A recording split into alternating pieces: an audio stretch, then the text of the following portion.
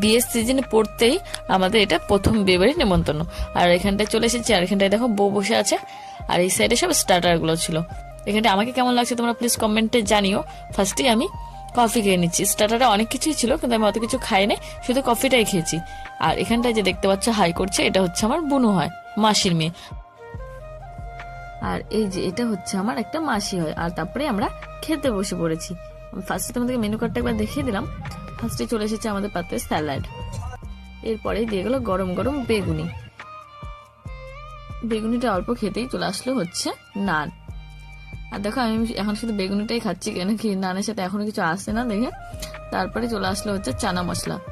আর চানা মশলা নানটা খেতে খুব ভালো ছিল, নানটা খুবই টেস্টি হয়েছিল। নানটা খেতে খেতে চলে আসলো ভাত, গরম গরম ভাত। আর এখানটা হচ্ছে পাবদা মাছ, কিন্তু আমি পাবদা মাছ খাই না, এটা মামি নিয়েছিল, মামির ফোন থেকে আমি ভিডিও করেছি।